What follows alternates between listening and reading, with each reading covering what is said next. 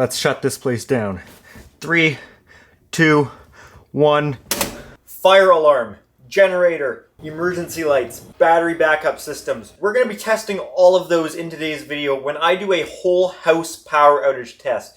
This is something we've never done before. I've done tests out in this garage building where I am right now with testing the generator and all the emergency systems in here to make sure they've worked.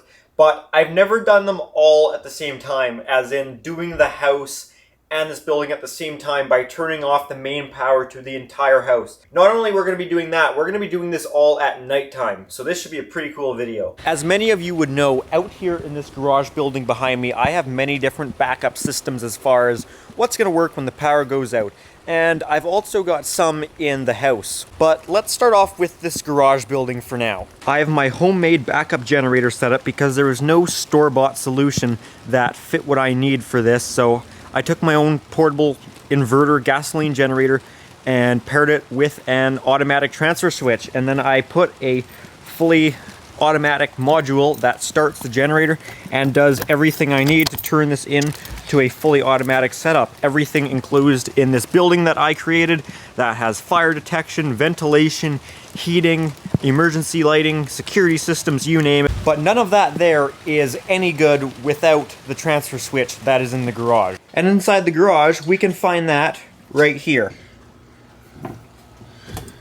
This is our automatic transfer switch that when the power goes out after the generator starts, this switches between our two power sources to make sure that power is always on in the garage. But the process of starting up a generator is not instant, so there is a delay where there is still no power. And also, the generator is a pretty complicated system. There's definitely lots of potential failure points, but we've got that covered. To provide lighting in this building during the process of the generator starting, we have battery backup emergency lights, several of them. We have multiple in the main area of the garage, the washroom, storage room, generator room itself, and even outside. So that's great for lighting, but what about other systems like data, security, and fire protection? Well, we've got that covered too. There's UPSs installed in the ceiling up there. That stands for uninterrupted power supply. Here's a fairly large one down here that's waiting to be used somewhere. They're also on my computer, my stereo system, and projector. Our security system also has a UPS battery backup, and our fire alarm system itself also has battery backup to keep it always working. Don't forget about our access control system to get into the building. That's got UPS battery backup too.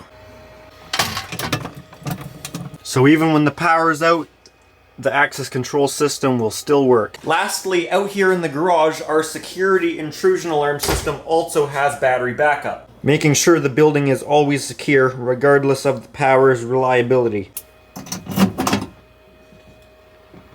So that's got the garage out here covered pretty well, but let's talk about the house, because the house is still in a good situation, but it doesn't quite have as much as out here. And that's for a few reasons. I get lots of questions about why my generator doesn't power the house, and there's a few reasons involved with that. So if you're interested, make sure to check out my video on explaining why the generator doesn't power the house, and hopefully that should answer most of the questions you might have. Speaking of the house though, let's take a look at what we've got in the house for any sort of systems to take over when the utility power is lost. We won't take a look at everything because a lot of that is similar to the garage, and we'll see it later once it's in action. Just like out in the garage, we have multiple emergency light battery units, some of which are supplying remote heads like this one installed down here. And probably the most important thing to still be working no matter what would be the fire alarm system in the house. And just like the one in the garage, we have battery backup in here too. In fact, even bigger batteries in this one. I actually did a video calculating how long this would last in a power outage, which was actually quite a long time. So in this video, we're going to be, like I said, shutting off the power to the entire house. Not just the house or the garage, but both at once, and seeing how all these systems work, and basically a whole power outage, but one that I'm actually planned for so I can have cameras set up to watch everything from start to finish. So now all we got to do is wait for it to be a little darker out here so we can see all these systems in action when it would be the most important for them to be working, which is at nighttime. Okay, now it's not completely dark, but it's getting darker as we speak, and it's dark enough that all the outside lights have came on. The ones that are just set to come on at sunset, as well as ones on actual photocells are on. You can see the lights behind me at the school are on, so I think it's dark enough to give it a pretty good test now. Alright, I got all the cameras going. I've got one outside watching the garage. I've got this one here. I've got one inside the garage. I've got one upstairs, and I've got a drone in the air. So, let's shut this place down. 3, 2, 1. Alright, power's out. 3, 2, 1.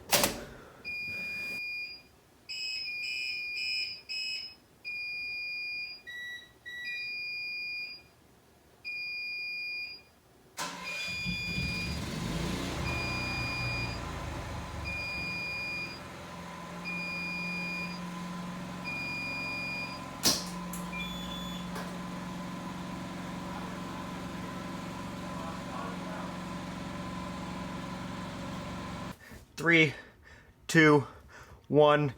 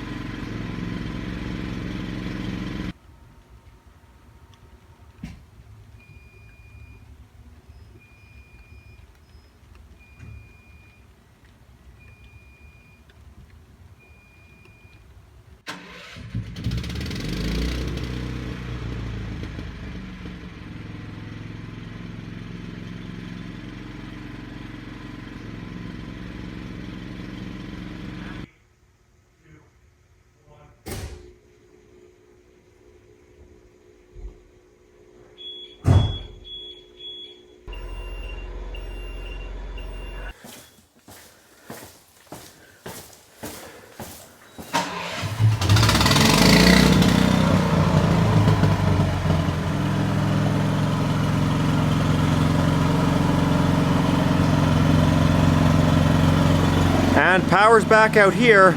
So let's go ahead and explore everything now that the power's out. First, let's bring the drone down.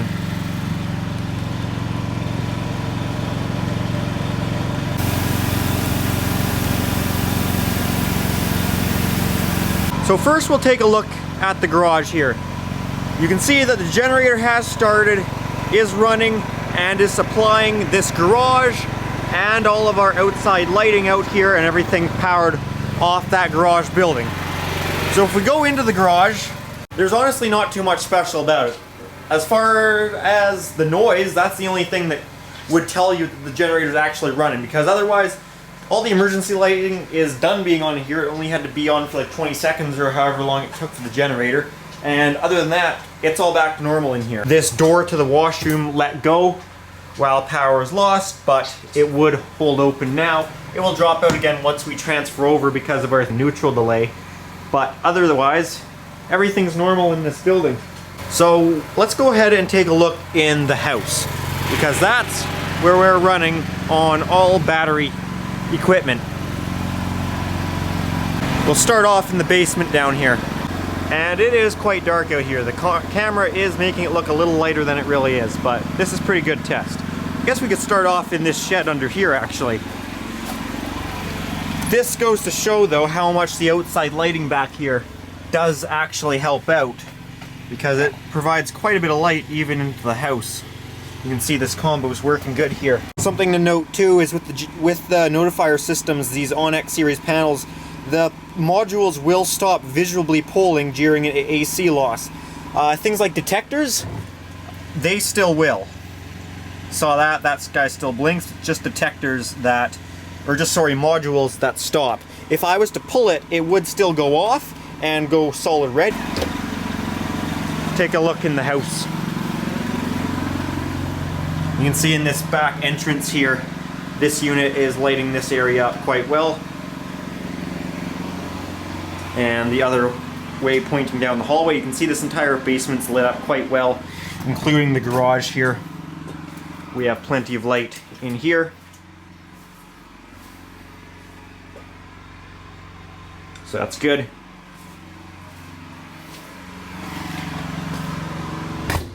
If we go down the hallway, you can see down this whole hallway, we've got plenty of light. In my bedroom here, we've got lighting from this combo unit.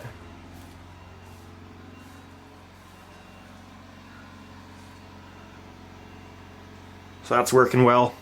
While we're still down here on the first floor, we could acknowledge the fire alarm system. You can see the red light and the strobes from the generator running. This guy up here is helping light up this end of the hallway. Living room's a little dark. We can still see, kind of. This room is important to have light because you need to walk through here to get to the fire alarm panel, should you want to acknowledge it from the panel instead of the annunciator. But you can see this remote head is giving good light in here, as well as the pack that feeds it in our furnace room here. You can see that's working good. Fire alarm is in trouble. AC failure. We can acknowledge that.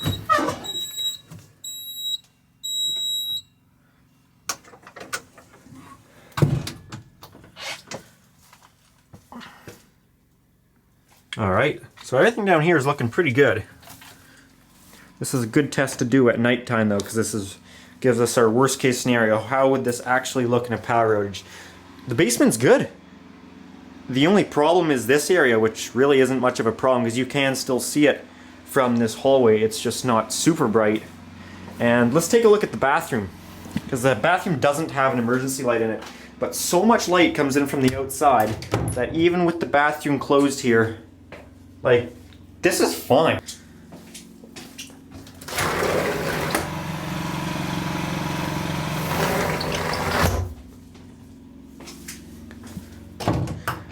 a little different once the outside lighting goes off, but I can also just go into my phone and toggle that back on.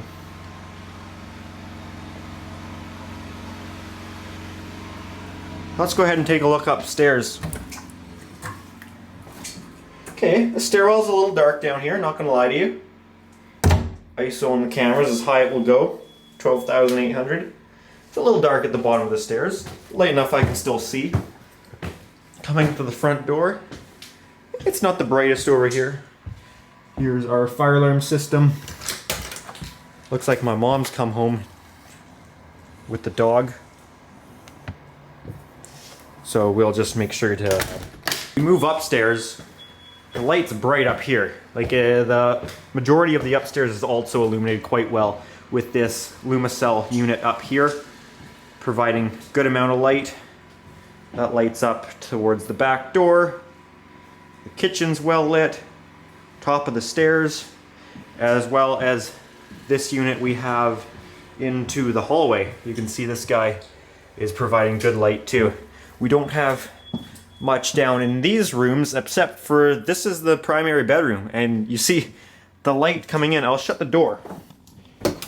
Door is shut. This is all just light coming in from the parking lot light pole I've got outside. Same with the bathroom here. Like, I don't know if people really understood how much I meant. Like, the outside lighting makes a huge difference just coming in from out here. So the only areas upstairs that do not have emergency lighting is the spare bedroom. Oh well, no one's in there. And the office, which, big deal. I think for the upstairs, this is pretty good. This bathroom doesn't have anything either. I think we're in pretty good shape. We do have a UPS behind the TV here. You can hear that is still running, keeping everything working.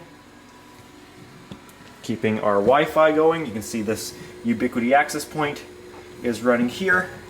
You can actually hear the UPS running. So in general, yeah, that's how the emergency lighting looks. We'll go ahead and head back downstairs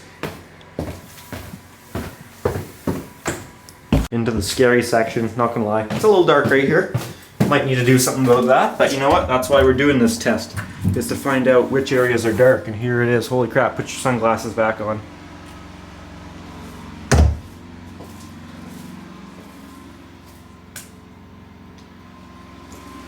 Alright, take one more look outside, and then I think we can probably put the power back on, because things are working pretty well.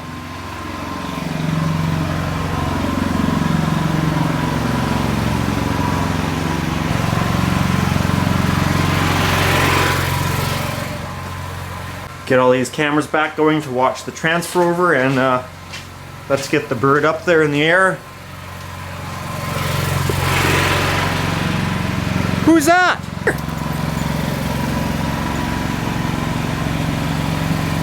Okay, I'm gonna head into the house and turn our main breaker back on.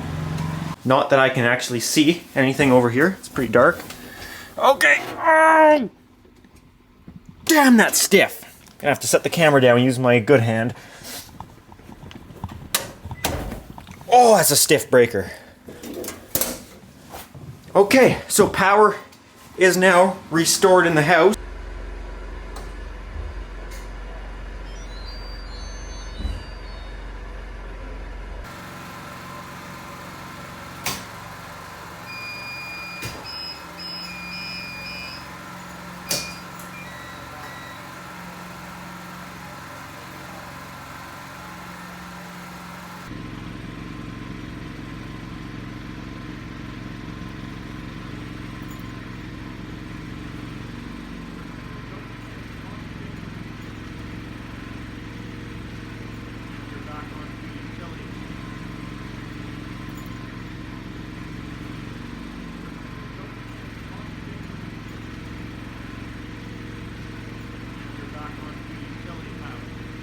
Generator.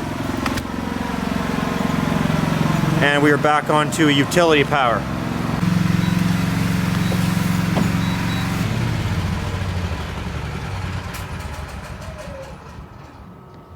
Alrighty guys, there you have it. That is our power outage test. Everything looks pretty well illuminated, for the exception of the bottom of the stairs is a little bit dark. So other than that, that's basically all I've got to say about that. So, you know, I think that's going to do it for this video. I don't think there's much else for me to show here. So if you guys did enjoy it, make sure to give it a thumbs up. And if you do have any comments or questions, feel free to leave those down in the comment section. And if you do enjoy the channel, make sure to subscribe. Also, if you are interested, make sure to check out my Instagram account at Pickle700 for bonus content, stuff posted earlier than you'd see it on the YouTube channel, that sort of thing. Alrighty guys, thanks for watching.